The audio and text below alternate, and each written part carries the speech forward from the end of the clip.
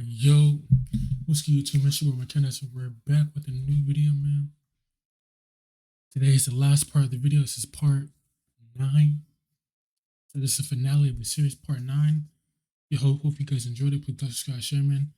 Let's not waste no time. Let's go and finish this. Song Heat Tucked, Quando makes a bold statement, rapping, "I bought the body from Lil Tim, it's both of ours, rest in P." 3860 was a bold and brazen statement, flipping the middle finger to King Von, Lil Durk, and whoever killed Lil Pap. Quando and YoungBoy wanted the whole world to know they were outside and not scared. The album was described by one critic as hard as nails with ruthless lyrics. But it would turn out that when it came to releasing this project, things behind the scenes were a little more complicated. Perhaps these lyrics were too ruthless, as YoungBoy would later claim that him and Quando mutually agreed that content on the album was too demonic and they wouldn't release it. According to a statement by YoungBoy, they begged the label not to release the tape, even going as far as to say that he spoke to religious missionaries who said that they will judge him for releasing this violent tape, and saying that the label is blocking his Stop the Violence message because they only care about making money. YoungBoy would go on to say that people are terrified of him and that he doesn't play. However, despite the lack of promotion and attempts not to release it, the project did come out and ended up landing at 62 on Billboard. Strangely,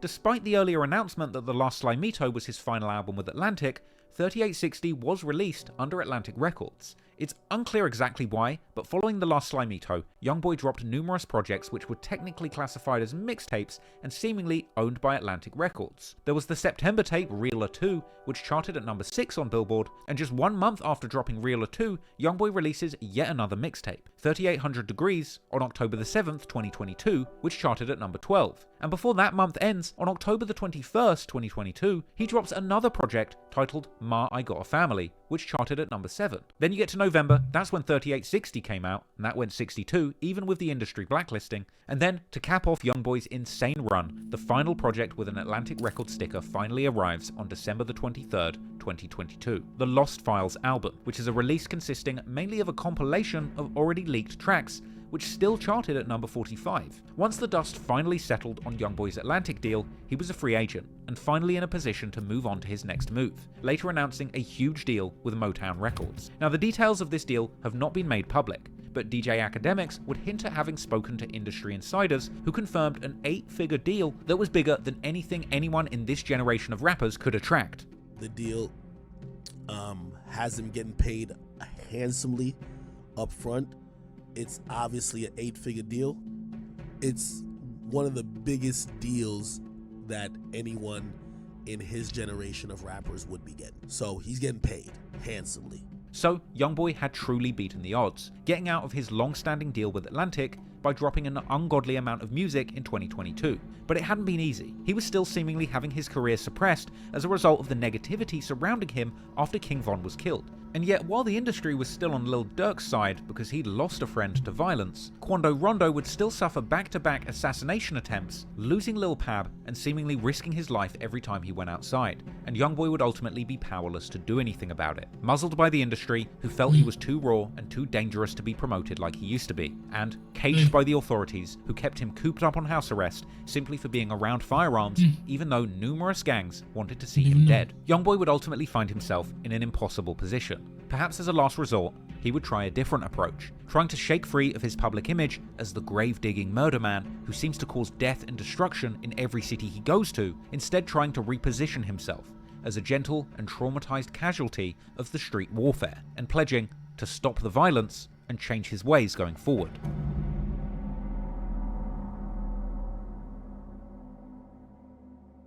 On the 6th of September 2022, YoungBoy drops his latest project, Realer 2. The project included typical YoungBoy murder talk, for example on the track Boot Up, where he appeared to sneak diss Lil Durk, mocking him for beefing him earlier on Instagram and Twitter, and suggesting that when he gets off house arrest, he's going to shoot his crew. Elsewhere, on the song Survive, YoungBoy acknowledges the Chicago gangsters who were after him, referencing the killing of King Von, saying that boy died playing with Quando.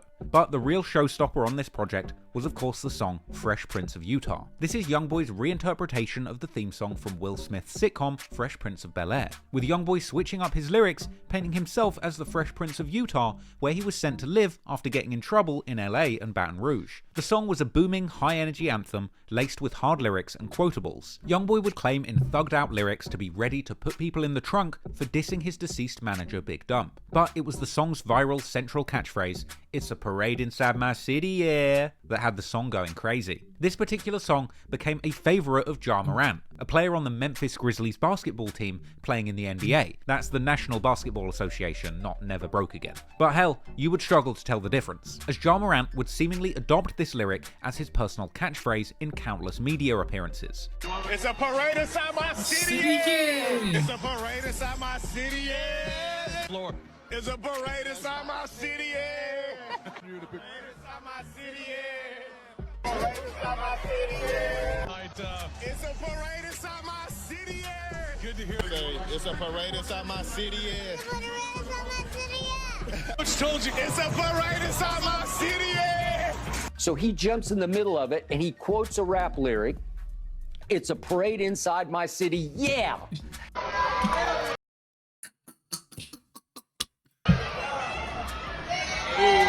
It's a parade inside my city, yeah. YoungBoy would even himself eventually be seen on social media encouraging Ja and his team to win games using his catchphrase. In fact, throughout 2022, Ja Morant would be seen rapping YoungBoy songs word for word, and rumors would circulate that the Memphis Grizzlies would practice to nothing but YoungBoy songs. Coming here made me realize why he's number one consistently, because all they do is listen to YoungBoy all day, from morning to night, from shoot around to the game. It's NBA YoungBoy. It's been claimed that the Grizzlies would spend 90 minutes listening to as many as 50 YoungBoy songs to get hyped up during pre-game warm-ups, with all the players seemingly banging 4K Trey both on and off the court, with Ja Morant and Kenny Lofton named as the biggest YoungBoy fans on the team. He said they listen to it all day from morning to night to shoot around to the game. It's NBA YoungBoy. Yeah. But I've heard that you're like Mr. YoungBoy. Like you have all the lyrics to every song. Me? Yeah. It's not true? I mean, it's a couple that I know all the lyrics for, but Who's started it here then? probably, I think it's been a thing. Job, he listens to YoungBoy a lot, but Kenny Lofton, that's really Mr. YoungBoy. Okay. Yeah. Ja would claim in interviews that YoungBoy is the reason that they have won so many games. And as crazy as that sounds, when the Grizzlies had a great regular season, leaving them ranked number 2 in the Western Conference with 56 wins, people were saying that YoungBoy was actually the man responsible, with deeper analysis suggesting that all of these players had actually connected and built chemistry through their shared love of YoungBoy's music, and that this shared interest What? Is you serious? That's true?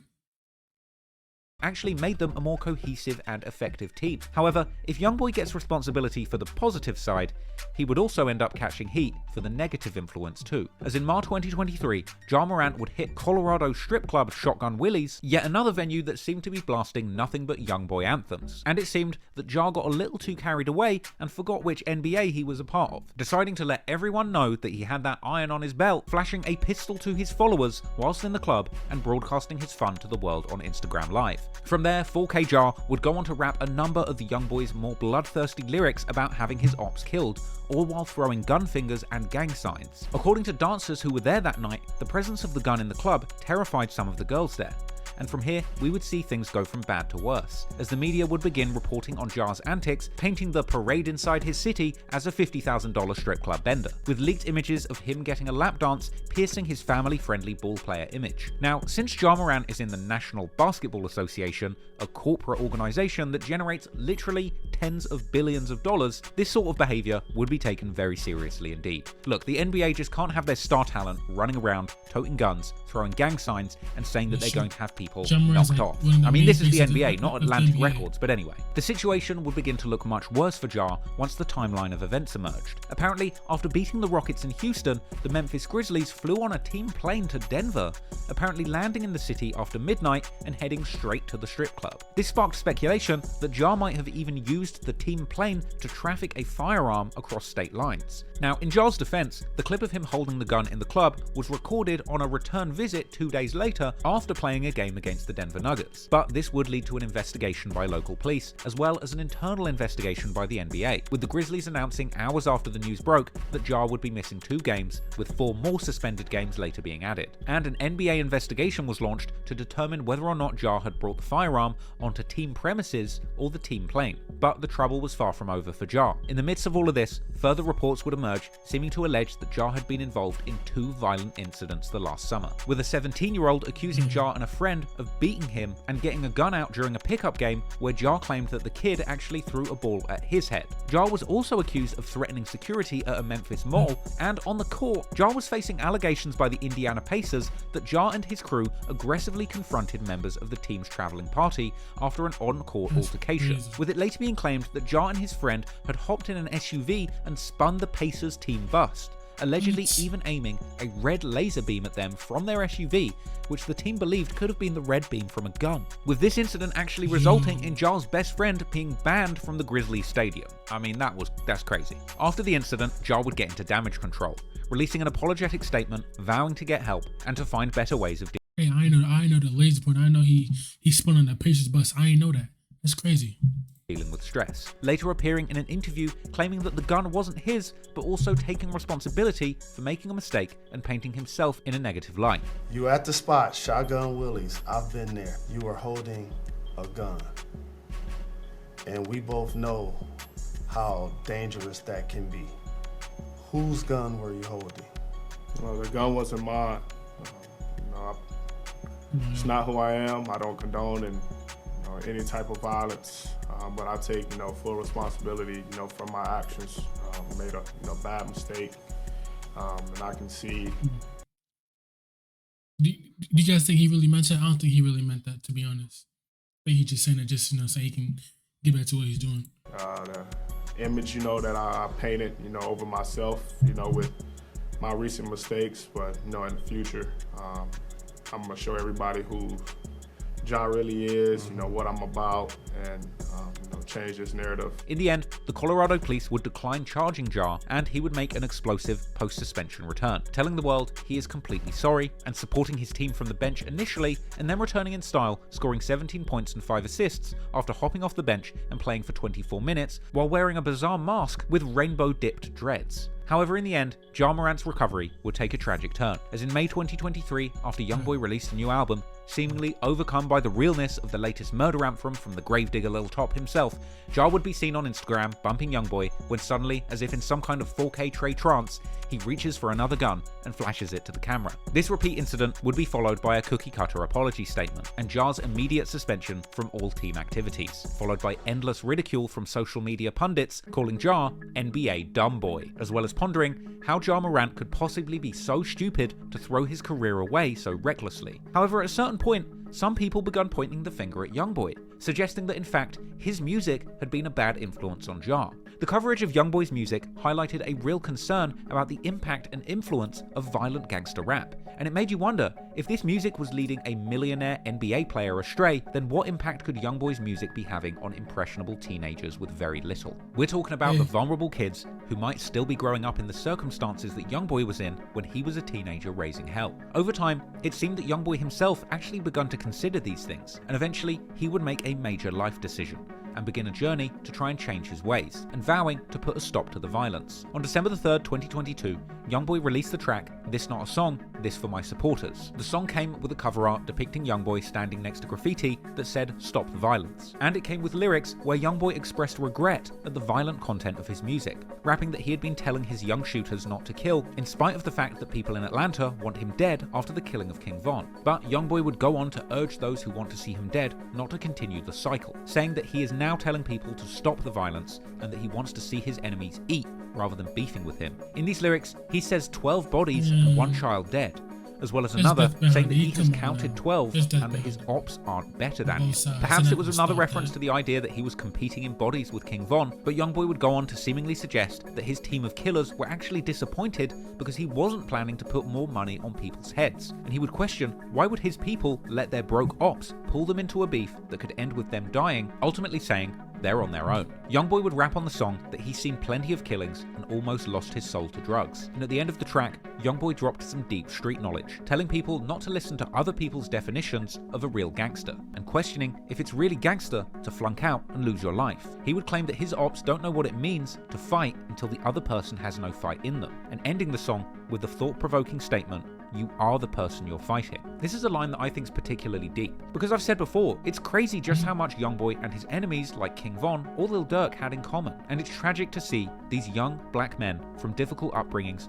who became so-called gangsters and eventually music stars having so much in common yet hating each other enough to want to see each other dead. And the statement, you are the person you're fighting, cuts surprisingly deep. YoungBoy actually goes on to accuse his critics of never having had to shoot a gun themselves, and despite the stop the violence message, YoungBoy vowed to kill all the demons who come to do him harm. In this extended confession of a song, we got an extended look at YoungBoy's remorseful side, as he painted a portrait of himself as a hurt young man who was tired of the endless war. But rapping to stop the violence in songs is one thing, but what YoungBoy did next would have been unthinkable just a few short years before. Despite the great deal of bloodshed on both sides of the Baton Rouge gang wars, in a 2021 interview with DJ Vlad, his biggest rival from Baton Rouge, Fredo Bang, would actually claim that he didn't want to see YoungBoy in jail and that he has no problems with him, even going as far as to saying if YoungBoy called him, he would pick up the phone. We really ain't never had no problems. Like, if there is tension anywhere, I don't know where it came from. I mean, if he want to reach out right now, you know what I'm saying, I'll pick up the phone. You feel me? Cause really? Yeah, I would. I'd pick up the phone. The following year, Fredo Bang would reiterate his feelings to academics, claiming that he doesn't even have a problem with YoungBoy. They just don't mess with each other and that he's done dissing him. I personally don't got a problem with him. Bro, they're all cool with each other at one point. Like, imagine all them G Money, all them could have been like homies, bro. They were cool at one point. It's always something happens and then it's more of, I don't have a problem with them. We just each other. Okay. But y'all don't be dissing each other. Nah. Clearly, the two artists were maturing and moving forward from their past tension. And to further show his commitment, you know, it's crazy, bro. Once you get older, like if people like this in the streets and they survive, once they get older, they're gonna realize that shit is not worth it, bro. To stopping the violence, YoungBoy's NBA camp would shock the rap world on the 22nd of December 2022, when it was announced that YoungBoy and Fredo had actually had a private phone call and agreed to put their differences aside, going on to announce a joint toy drive Christmas giveaway for the struggling families in their hometown of Baton Rouge, taking place on Christmas Eve, with Fredo Bang confirming in a Vlad TV interview that they had indeed spoke on the phone. On this call, they apparently decided they would move on from their conflict and try and do something positive in the community. Okay, so you guys had the conversation, and the conversation went well. Yeah. It was more so of us, how can we show that it's never been a problem from the start?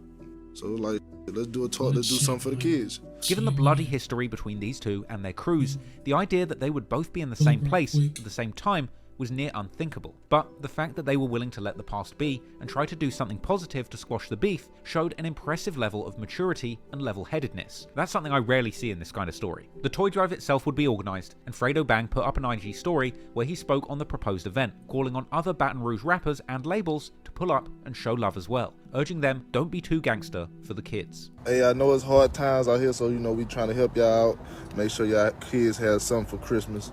We also missing a lot of rappers in the city and rap labels. Trillion T, Mouse on the Track, Webby, Boosie, Level. We need all y'all rappers pull up and pass one toy out, you hear me? Don't be too gangster for the kids, you feel me? Pull up, pass a toy, give a smile, go about your day. I just felt like I should say this one more time, you feel me? Tag these rappers, especially BR, and my guys here. Tell them pull up, come pass out a toy. Do not be too gangster and too prideful that you can't come pass out one toy for a child, you heard?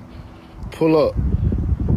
Hatch, pull up. Although YoungBoy was unable to attend the actual event due to being on house arrest, the toy run was a success, and the internet was soon flooded with footage and photos from the event, showing people you would have never dreamed of seeing together a couple of months beforehand. Nah, that's crazy.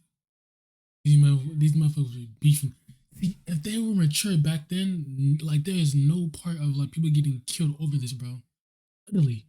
That means G-Money will still be alive, Seven Harder will be still alive, Big Dump will still be alive, everybody, bloodshed on both sides will still be alive if they just would have been mature how it is now. So once you grow up, you realize that shit is not worth it, bro. And it's too late because you can't bring your homies back, you feel me?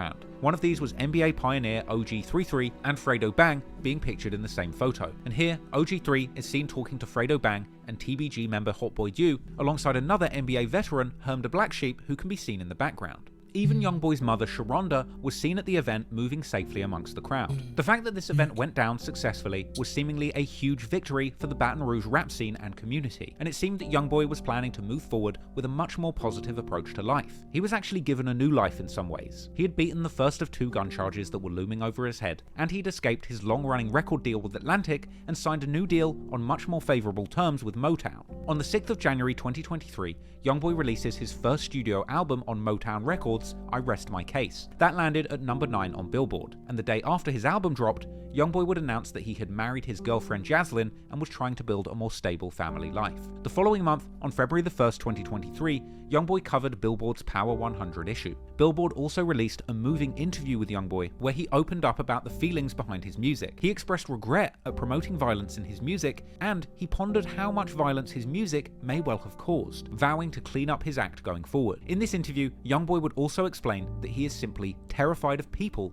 and the problems that people have brought into his life. YoungBoy would be visibly shaken in this interview, and the reporter would also write about how YoungBoy began shaking uncontrollably when discussing the beatings he received in group home. He would also discuss inviting Mormon missionaries into his home to discuss the personal struggles that he had been going through, and expressing his intention to be baptized into the Church of Latter-day Saints, after finding so much comfort in speaking to the missionaries who visited him. It seemed like YoungBoy had truly gone on a journey of transformation, realizing the size of the influence that his music had on other people, and vowing to conduct himself in a more responsible manner going forward. He had seemingly squashed the longest running beef of his career, holding a call with Fredo Bang and overseeing the community toy drive that brought peace to these 2 warring factions. And I wish I could say that that's where this story ended, but unfortunately, YoungBoy would still be subjected to endless prods from his new enemies from Chicago. And despite all of his talk of stopping the violence, when YoungBoy found himself being provoked and antagonized by Lil Durk in front of the entire rap industry, he simply couldn't help himself, reigniting his war of words with Chicago's biggest rapper,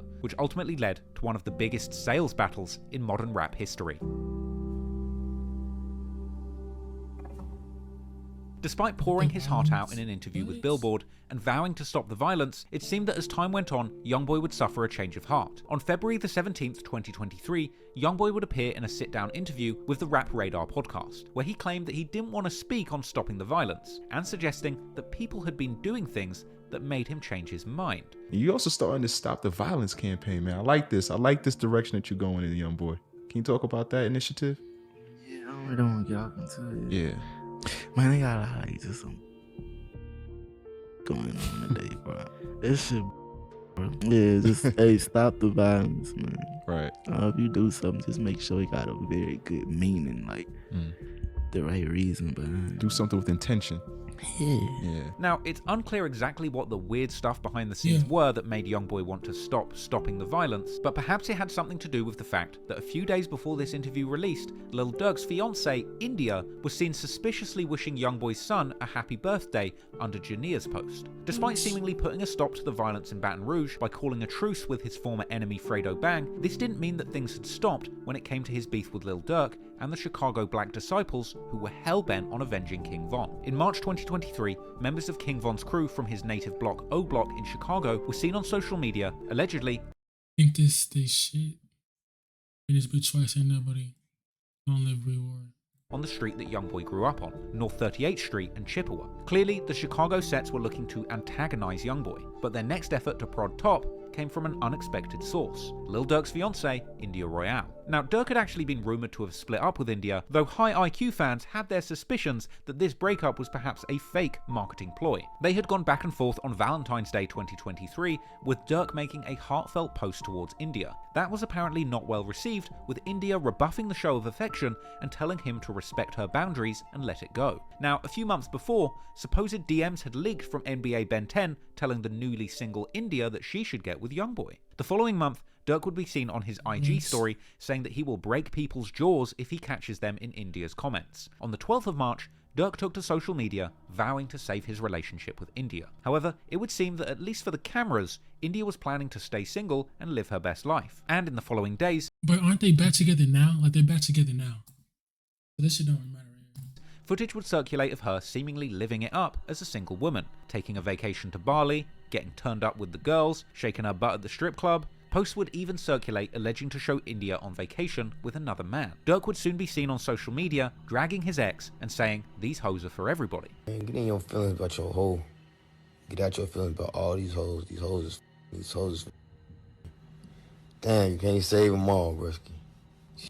Can't save them all. You got yours saved, but trust me, I know how you. Spotting a good opportunity to throw shade on his biggest rival, YoungBoy would take to Twitter to comment on the situation, saying that he knows how it is when your ex-girlfriend turns into a demon. Now, this tweet seems kinda deep when you look at it carefully, because let's not forget, this whole beef was started by YoungBoy's disgruntled ex Jania hooking up with King Von, who even called himself a demon. But anyway, it would appear that YoungBoy had taken the bait. The following day, seemingly out of nowhere, Lil Durk's missus, India, hops on Twitter and unleashes a ferocious series of tweets dissing YoungBoy directly. She says, "A little boy need to find someone to play with. You just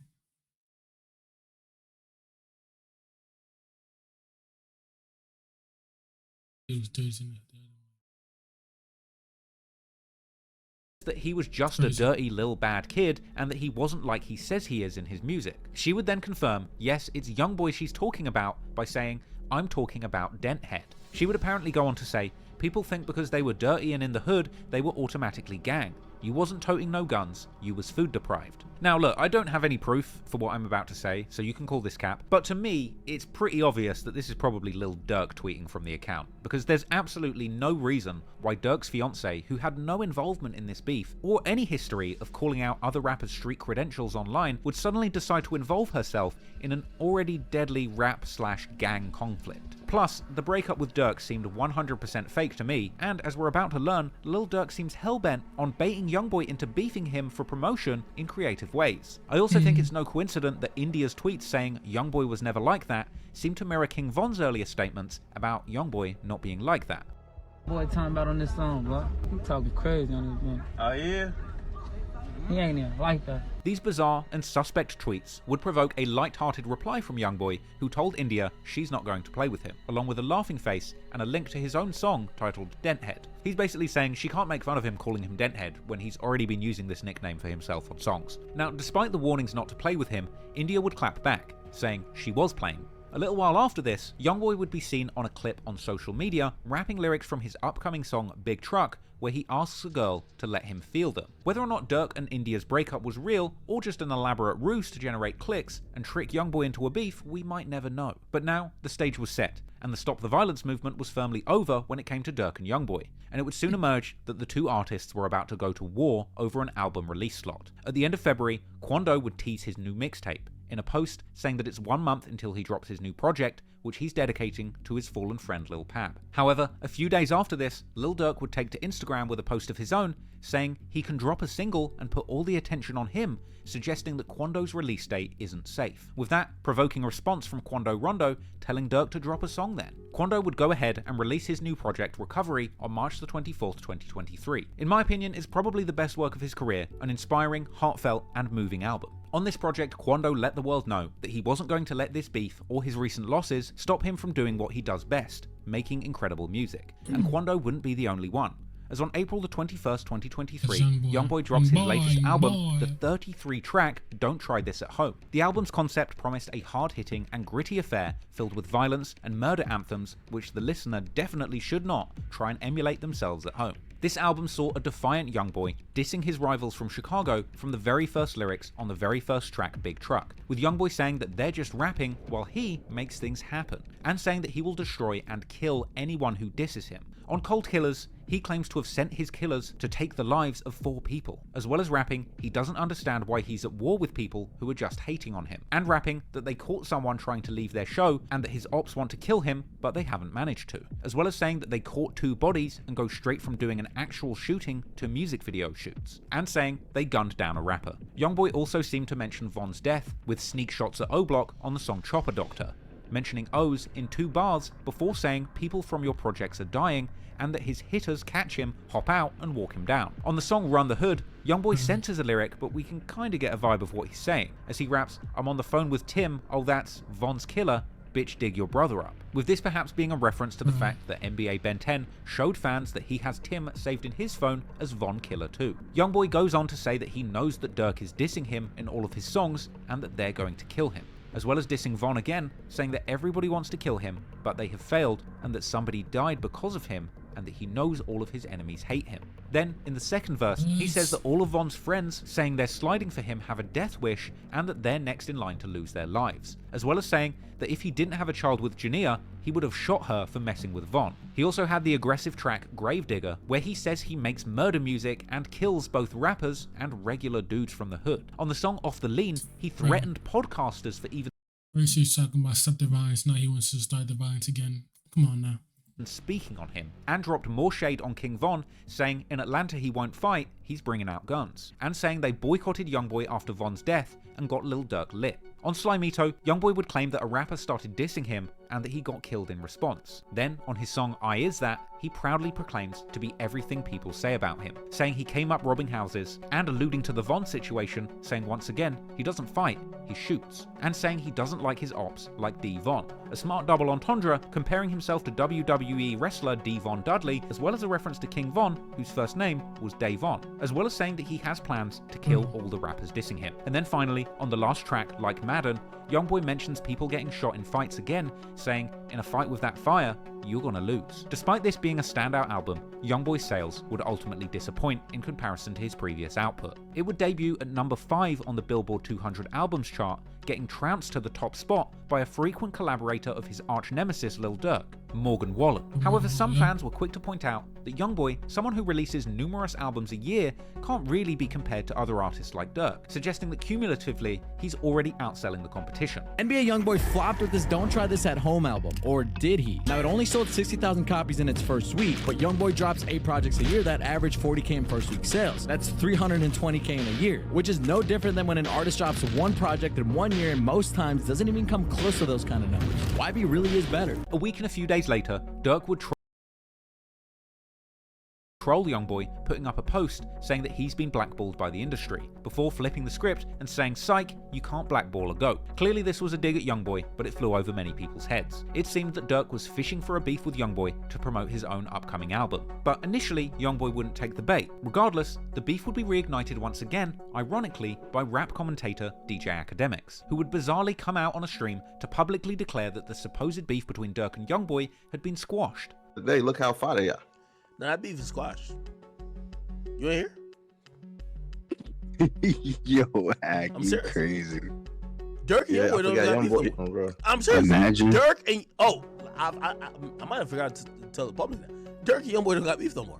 Now, I don't know where he got this from or why he decided to say it, but to anybody closely following the situation, it was clear this was absolutely false. Not only was the beef between YoungBoy and Durk active, but after the murder of Quando's cousin Lil Pab in Los Angeles, with Durk and his affiliates from Chicago seemingly claiming responsibility, frankly, this beef was as deadly and as active as it could possibly be, and it would appear that Academics had just reignited it publicly for the whole world to see. Soon after, the clip of Academics saying the Durk-YoungBoy beef was squashed would be liked publicly by Lil Durk's official Twitter profile, with many people believing that this was Durk and Academics confirming to the world that the beef was indeed over. Unsurprisingly, this misinformation had YoungBoy furious, so he would take to Twitter from his burner account, unleashing a scathing diss towards Academics and the music industry at large, saying that Ac is a bitch and so are his industry friends. But a couple of days later, the beef would intensify, but many casual fans would actually miss it, as Lil Durk would be spotted by paparazzi while shopping, where he was asked about the beef with YoungBoy. Durk would initially claim that there was no beef, but then dropped a subtle sneak diss, shouting out Morgan Wallen,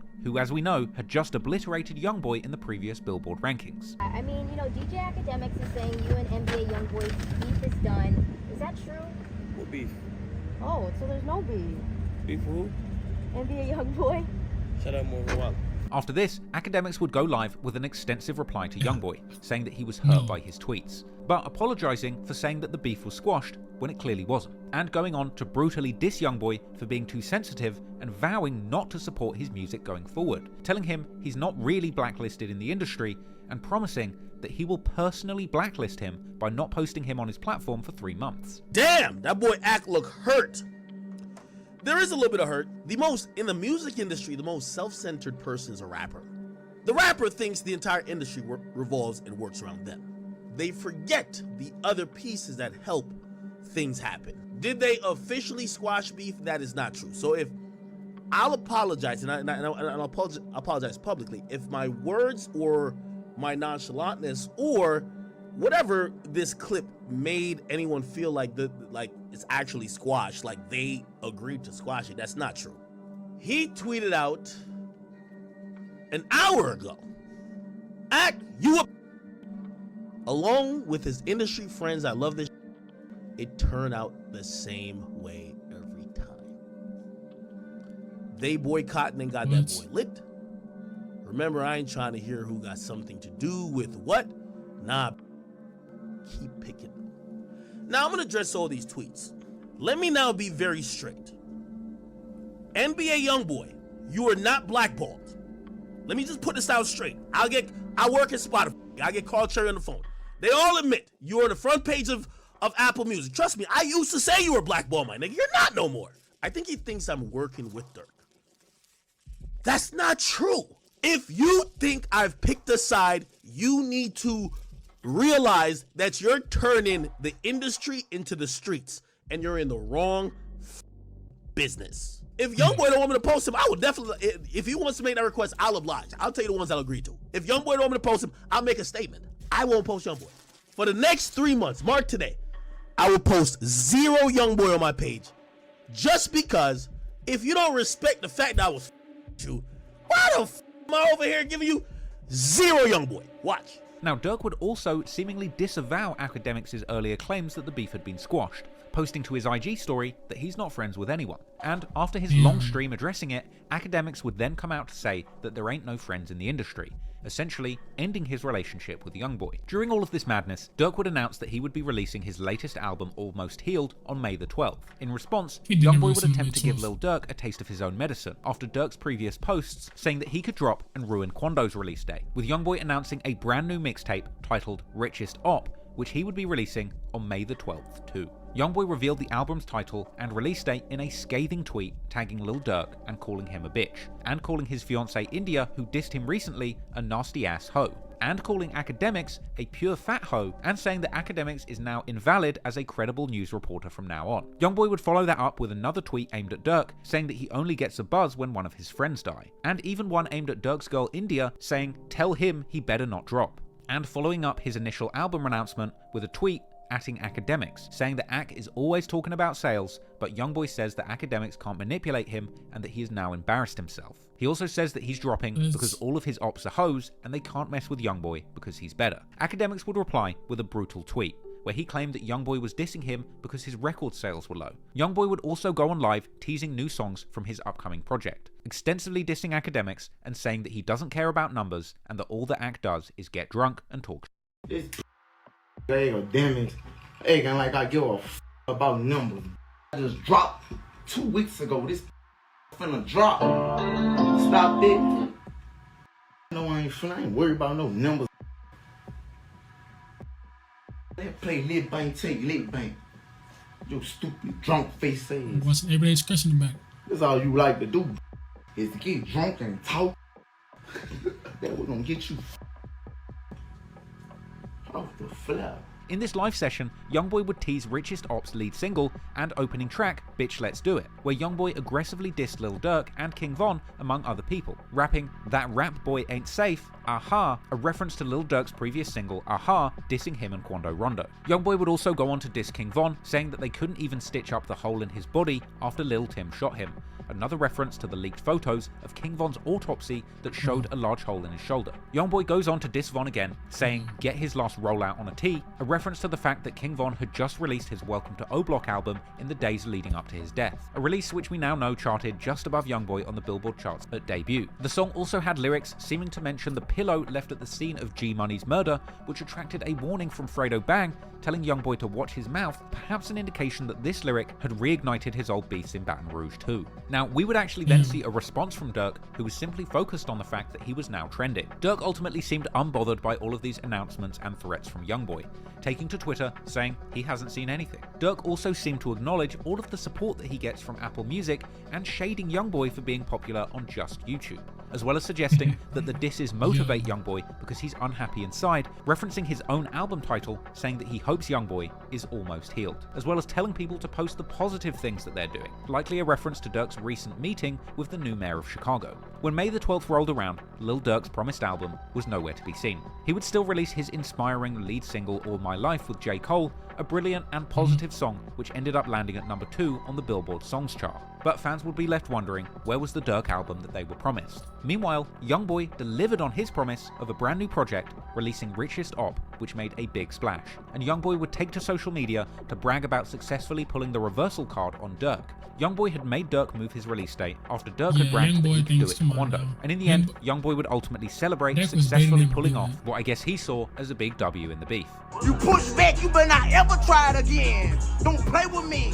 The mixtape Richest Op itself was extremely disrespectful and defiant, with numerous lyrics disrespecting Von and Durk and painting a picture of YoungBoy as a ruthless killer who can do what he wants. On the song I Heard, YoungBoy seemingly mentions Von's death, rapping that he heard someone got hit with a blick and they couldn't do anything and they weren't with it, as well as lyrics referencing a rapper who doesn't like him wanting to fight, which could possibly be alluding to leaked DMs from Lil Durk that came out around this time where he seemed to be trying to set up a fight with 6ix9ine to promote his album. YoungBoy seemed to acknowledge Durk's frequent dissing in lyrics on the track Father, and expressing his frustration that people now want to kill him when he was just minding his business. Then of course there was the controversial track F the Industry Part 2, where YoungBoy went in expressing his frustrations at being blacklisted in the music industry and calling out other rappers for uniting against him. YoungBoy would appear to threaten to use his money to arrange hits and have his enemies in the rap industry killed, just like he claims to do to his street rivals. He would also diss Drake, claiming that Drake told him personally that he can't work with him due to his existing friendship with Lil Durk.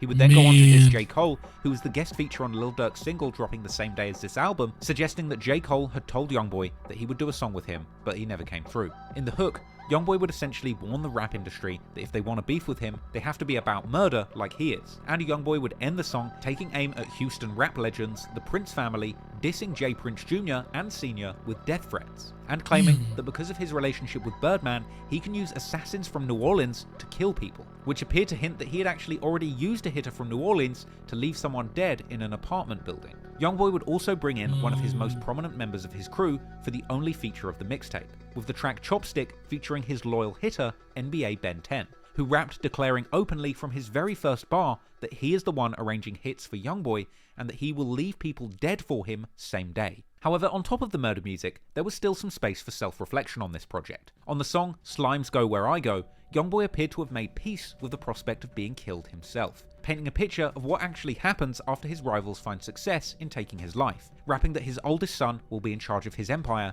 and that he expects his shooters to avenge him as he's laid to rest covered in diamonds. In another lyric, he recounts lying to his grandfather and claiming that he didn't do any of the violent acts that he was rumoured to have been involved in. Elsewhere, on the track Channel 9, YoungBoy would once again muddy the waters between facts and lies, admitting that he's the murder man, but then going on to claim that he will never admit it. On the last track, I Want His Soul, YoungBoy raps that his cousin Scully shoots people in the head and that he wants to do the same, as well as dropping a lyric referencing his earlier line in the song Forgiato, where he claims that if he kills another person, he has to start counting bodies on his toes, seemingly confirming that he is now indeed counting murders on his feet. And he would appear to follow this with another bold lyric, where he seemed to say outright that 12 people have died messing with him, and that when he catches his next body, it will be 13. Now that was an interesting way to end that album, and I think it's an interesting place to end this video. YoungBoy's entire career has been built on the allure of violence. Arguably, this is a symptom of a very sick music industry, which in 2023 seems much quicker to celebrate an artist's skills behind the gun than behind the microphone.